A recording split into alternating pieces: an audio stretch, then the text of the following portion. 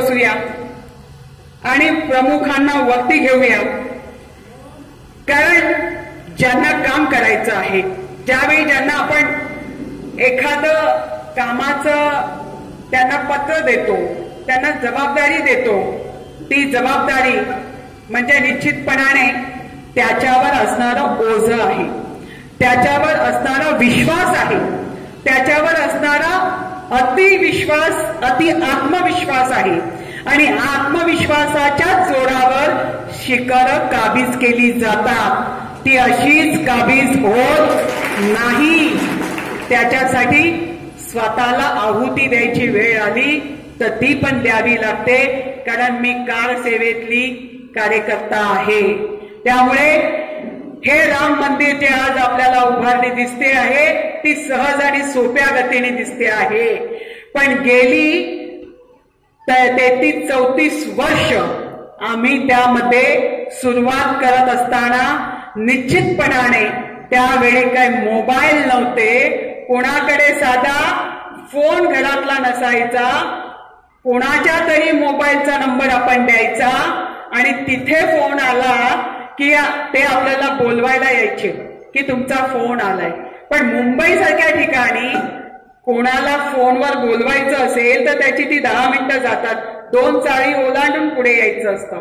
मग आमच्या जिल्हा अध्यक्ष आल्या की त्या म्हणायच्या, अगं आशाताई, आम्ही फोन कोणाच्या घरात करतो ग तुला बोलवायचं असेल तर?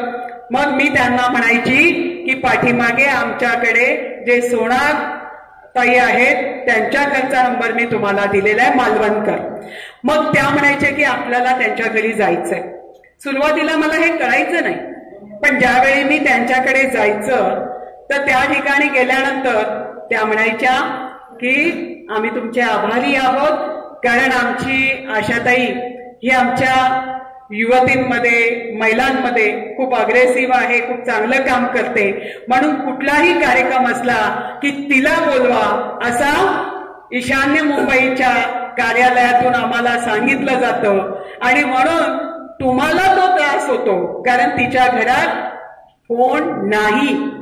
आणि तब्बल ज्या वेळेला जयवंतीबेन निवडून गेल्यानंतर जेव्हा दुसऱ्यांदा प्रमोद महाजन साहेबांनी सांगितलं की मला एकदा त्या खालच्या सभागृहात जायचं आहे. आता याच्यातला फरक समजून घ्या, याच्यातला फरक समजून घ्या. खालच्या सभागृहात काय जायचो? आमदार आमदार आहे, खासदार खासदार आहे, त्यात फरक काय? वर जाऊ किंवा खाली जाऊ. पण राज्यसभा आणि लोकसभा, राज्यसभेमध्ये लोकसभेमध्ये जाणारा जो खासदार आहे तो राज्यसभेच्या माध्यमातून जातो, तो थेट जसा विधान परिषदेचा आमदार जातो तसा तो वरच्या सभागृहामध्ये जाणारा प्रतिनिधी असतो. परंतु जनतेतून निवडून येण्याची इच्छा का व्यक्त होते तर सर्वसामान्य व्यक्तीशी माझी नाळ जोडावी, नाहीतर प्रमोद महाजन साहेबांना काही कठीण नव्हतं. ते शेवटच्या श्वासापर्यंत अटलजींचे मानसपुत्र होते, त्यांना काही कठीण नव्हतं. ते सहज अगदी मस्तपैकी देशाची सवारी, हेलिकॉप्टर, प्लेन सगळं काही होतं, परंतु तरी सुद्धा त्यांच्या मनात खंत होती की मला जनतेतून निवडून यायचं. मग संघर्ष, कर्तव्य, कार्यतत्परता ह्या सगळ्या गोष्टी पाहिजेत. आणि मग जेव्हा त्यांनी लढाईचं ठरवलं त्यावेळी प्रश्न पडला की प्रचार सभांना सुरुवात करत असताना विक्रोळीच्या बाहेर चाकरमानी ज्या वेळेला 5 आणि 6च्या दरम्यान ट्रेन मधून खाली उतरतात तिथे आम्ही स्टूल ठेवायचो. 5-25 कार्यकर्ते तालुक्यात म्हणजे विधानसभेतले गोळा करायचो आणि त्यांच्या समोर स्टूलवर प्रमोदजी उभे राहायचे. मेगाफोन असायचा, आत्तासारखा स्पीकर आणि माईक हे असं काही नसायचं. आणि मग साहेबांनी ज्यावेळी ती गर्दी सुरू होईल तेव्हा पहिल्यांदा प्रस्तावना करायची. तालुका अध्यक्षाने त्या ठिकाणी मग युथचं काम करणारे आमचे प्रकाशभाई मेहता पण होते. त्याचबरोबर त्या ठिकाणी अनेक कार्यकर्त्यांच्या सोबत दादा कणगुटकर ज्यांनी मला या राजकारणात आणलं, यांनी आधी 2 भाषणं 3 भाषणं करायची आणि मग प्रमोदजींनी ताबा घ्यायचा.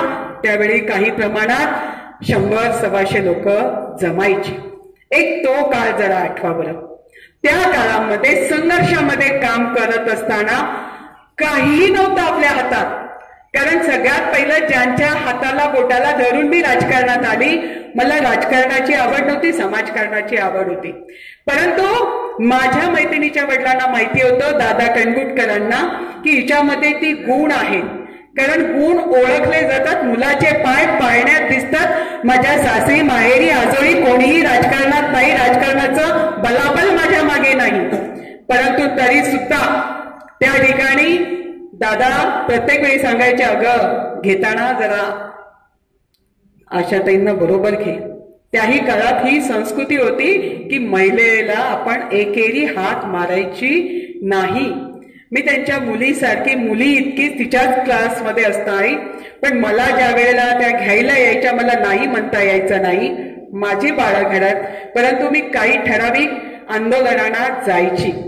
मला तुम्हाला एवढंच सांगायचं आहे की पत्रकं जरी आली पक्षाची, त्याचं वाटप माझं 2 तासात व्हायचं. किती? 2 तासात.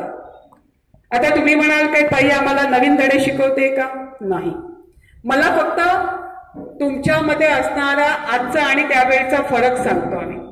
2 तासात संपायचे आणि बाकीच्यांची कुठेतरी रद्दीत पडल्यासारखी एका कोपऱ्याला असायची.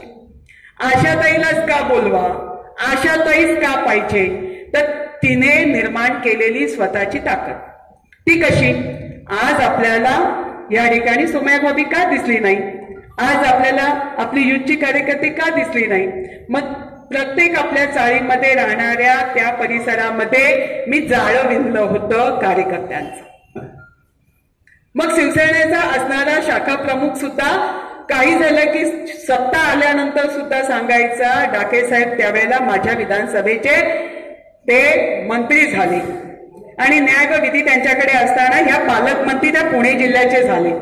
परंतु ते म्हणायचे की सगळी मीटिंग संपली की फक्त एकमेव नाव, चला तू 6.5 फूट उंचीचा माझा शाखा प्रमुख आहे आणि येऊन जाऊन त्या बुचके मॅडमचंच नाव का घेतो?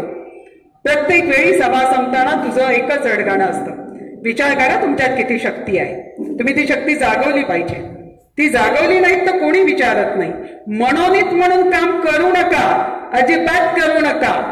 कारण मनोनीत म्हणून काम करणं म्हणजे दुसऱ्यांनी माना डोलवल्या की आपणही डोलवायची नाही, चालणार.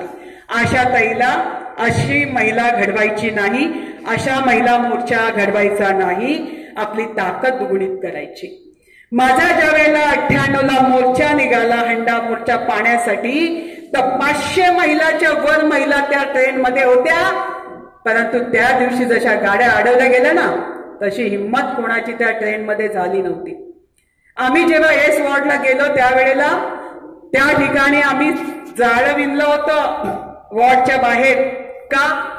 एकही अधिकारी बाहेर जाणार नाही आणि एकही बाहेरचा आतमध्ये येणार नाही. का तर आम्ही टोपाने थाळे लावून आमच्या महिला पाणी भरतायत. ते इतकं. नवनवीन आणि ताज्या घडामोडींसाठी महाराष्ट्र जनभूमी न्यूजला सबस्क्राईब करा. त्याचबरोबर बेल आयकॉनवर क्लिक करा आणि मिळवा आमच्या बातम्यांचे नोटिफिकेशन्स.